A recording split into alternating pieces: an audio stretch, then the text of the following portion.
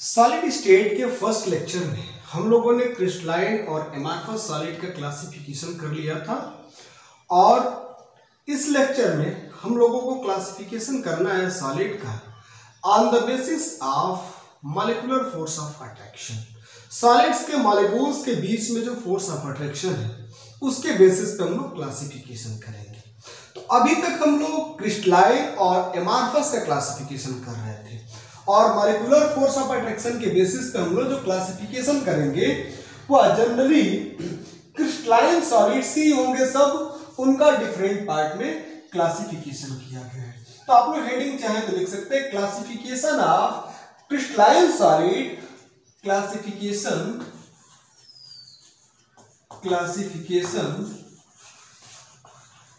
Of crystalline solid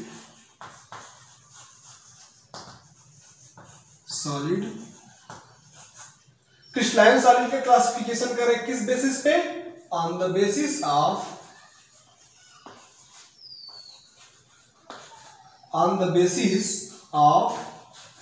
किस basis पे? Intermolecular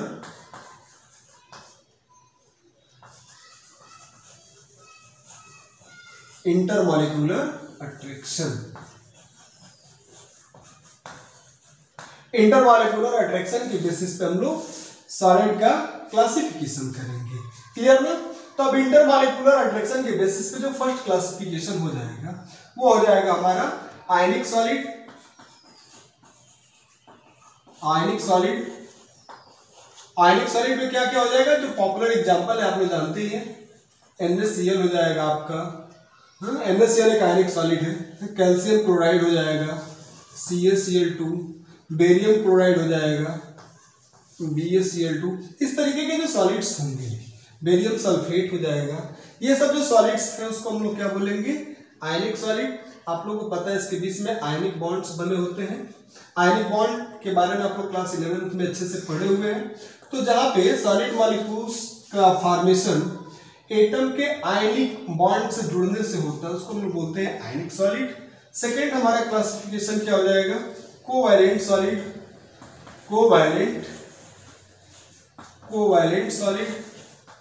covalent solid आप लोगों को पता होगा, यहाँ पे कोवैलेंट बॉन्ड का फॉर्मेशन होगा। कोवैलेंट में भी 2 टाइप्स के हो जाएंगे हमारे सॉलिड। कोवैलेंट्स में 2 टाइप्स के हो जाएंगे। एक जो हो जाएगा आपका क्या? लॉन्ग चेन नेटवर्क सॉलिड हो जाएगा। कोवैलेंट में आपका क्या हो जाएगा? Long chain network solid. इसको हम लोग बोल देंगे क्या? Network solid, long chain network solid. और दूसरा हो जाएगा आपका मॉलिक्यूलर सॉलिड। क्लियर हो? अभी तो मॉलिक्यूलर सॉलिड है वो जनरली इसका भी क्लासिफिकेशन 2-3 पार्ट में हम लोग कर सकते हैं। फर्स्ट हो जाएगा आपका क्या? पोलर। ये हो जाएगा आपका पोलर हो जाएगा। फिर हो जाएगा आपका क्या? Non polar.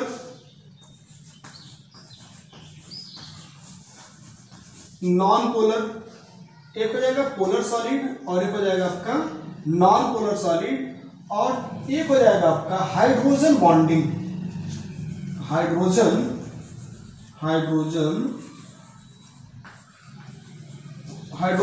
सॉलिड। मीन्स जिस सॉलिड में हाइड्रोजन बॉन्डिंग पाया जाए उस तरीके के सॉलिड्स को हम लोग हाइड्रोजन बॉन्डिंग सॉलिड बोलते हैं।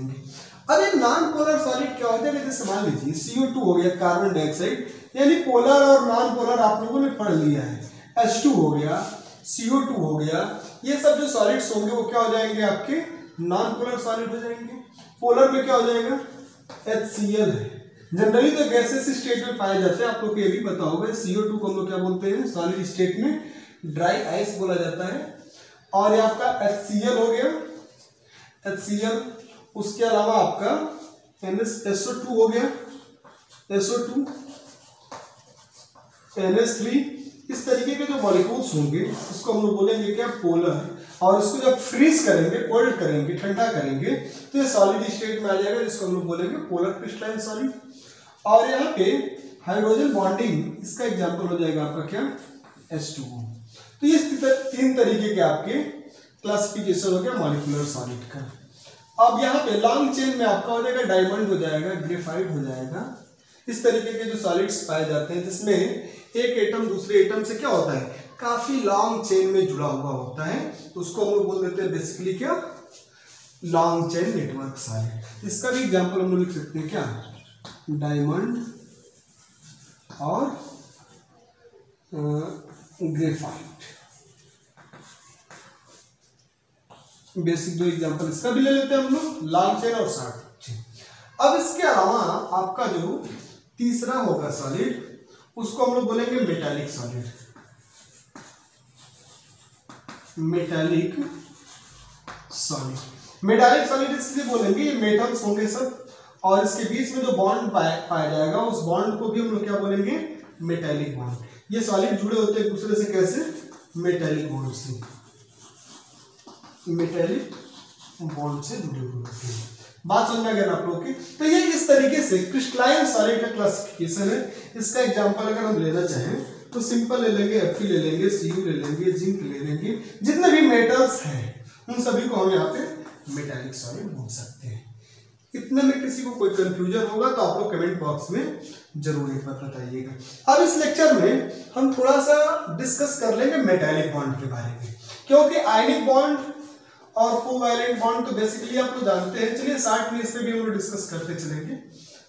तो 3 तरीके की जो बॉन्डिंग है, इस बॉन्डिंग पे यहाँ पे हम लोग डिस्कस कर लेते हैं। और आप लोग भी ध्यान से एक एक टॉपिक को पढ़िए, क्योंकि ये जो लेसन है काफी इंपॉर्टेंट है। अभी आगे चल करके इस लेसन से काफी अच्छे अच्छे न्यूमेरिकल्स बनते हैं जिस पे डिस्कस किया जाएगा आने वाले नेक्स्ट लेक्चर्स में। यहाँ पे अगर हम बात करें फर्स्ट आयनिक बॉन्ड्स की, आयनिक बॉन्ड, तो आयनिक बॉन्ड आप लोगों को पता है जिन 2 एटम्स के बीच में बनता है, ए और बी 2 एटम के बीच में बनता है, उसमें डिफरेंस क्या होता है, 2 एटम के बीच में बनता है तो उसमें फर्स्ट एटम जो होता है उसको हम मानते हैं मोर इलेक्ट्रोनेगेटिव,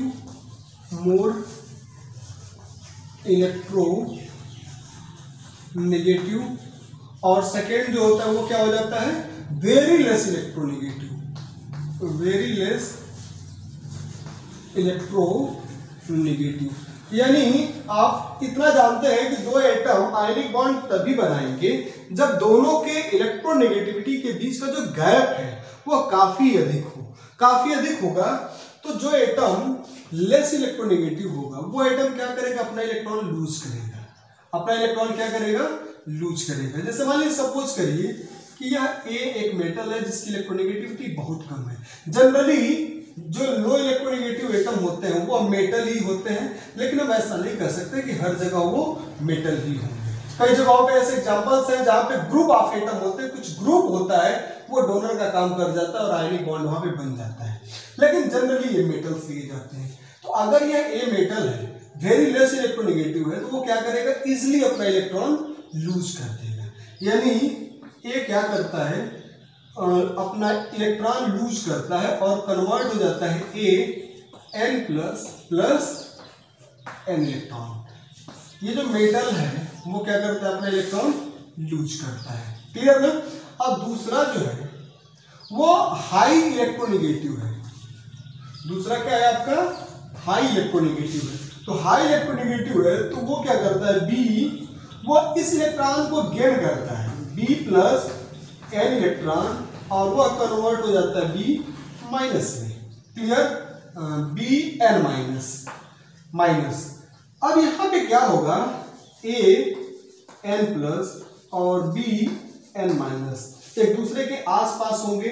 आपको पता है दोनों पे अपोजिट चार्ज, और जब अपोजिट चार्ज पास आएंगे तो कुछ तो होने ही लगेगा यहाँ पे, ठीक ना।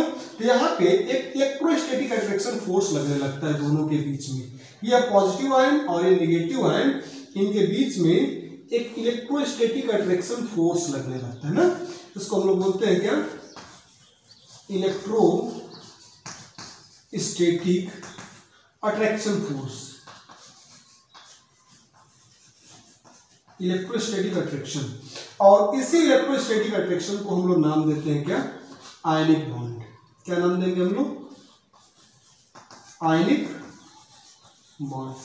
अब ये जो आयनिक बॉन्ड है ये किन किन बातों पे डिपेंड करेगा, इस चीज को आप लोग ध्यान देंगे। तो उसमें ये जो इलेक्ट्रॉन देने वाला है, जैसे आप लोग पढ़े थे, इलेक्ट्रॉन जो देने वाला है अगर उसका हम साइज बड़ा करते जाएंगे तो और आसानी से अपना इलेक्ट्रॉन लूज करेगा। तो जितना आसानी से इलेक्ट्रॉन लूज करेगा उतना ही उसका आयनिक कैरेक्टर स्ट्रांग होगा और वो बॉन्ड जो होगा मजबूत होगा।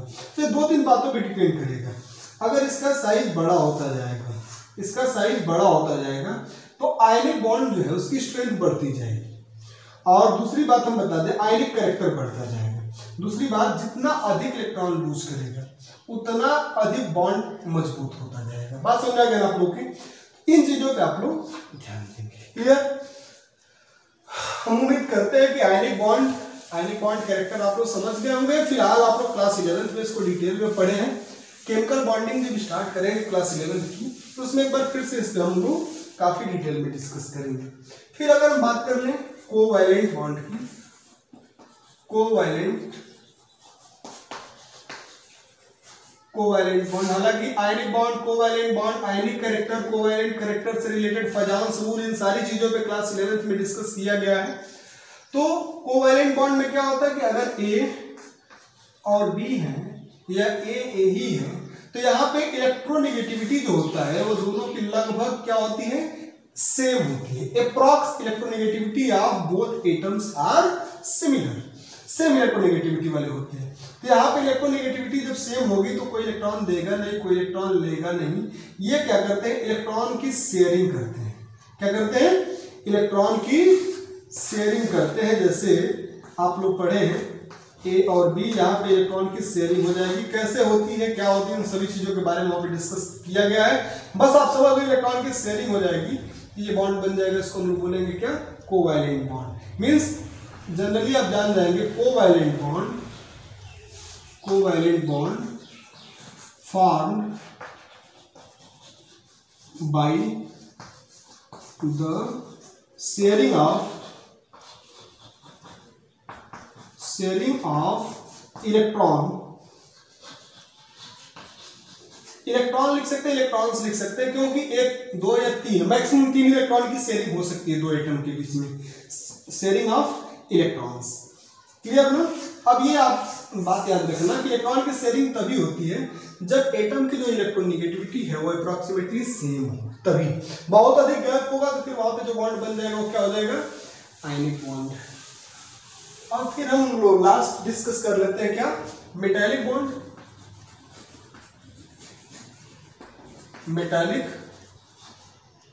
बॉन्ड। ये तीसरा है। अब मेटालिक बॉन्ड में क्या होता है ना कि मेटल जो है, मेटल बताया गया इसकी इलेक्ट्रोनेगेटिविटी कम होती है, जनरली इलेक्ट्रॉन लूज करना चाहता है। तो मेटल क्या करता है, N में कन्वर्ट हो जाता है और प्लस N इलेक्ट्रॉन लूज कर देता है। अब उसके बाद सिचुएशन क्या होता है लूज करने के बाद, जैसे मान लो ये Mn+ हो गया, फिर दूसरा मेटल हो गया Mn+, तीसरा मेटल हो गया Mn+ बन चुका है। उसके बाद जो इसके इलेक्ट्रॉन्स है ना, वो इसके इलेक्ट्रॉन्स कहाँ जाएंगे बेचारे, वो उसी के चारों तरफ घूमते रहते हैं। वो उसके चारों तरफ क्या करते हैं, घूमते रहते हैं। तो जब वो इलेक्ट्रॉन्स उसके चारों तरफ घूमेंगे तो होता क्या है, ये जो मेटल है, मेटल आयन और फ्री इलेक्ट्रॉन, मेटल आयन और फ्री इलेक्ट्रॉन्स के बीच में क्या होता है, इलेक्ट्रोस्टैटिक अट्रैक्शन फोर्स लगने लगता है। क्या होने लगता है, इलेक्ट्रोस्टैटिक, अपना ही इलेक्ट्रॉन लूज करता है और उस इलेक्ट्रॉन का सब आसपास के सभी मेटल आयन के द्वारा अट्रैक्शन फोर्स उस पर लगने लगता है। और इसी अट्रैक्शन फोर्स को हम लोग क्या बोलते हैं, मेटालिक बॉन्ड। मीन्स आप बोल सकते हो मेटालिक बॉन्ड इज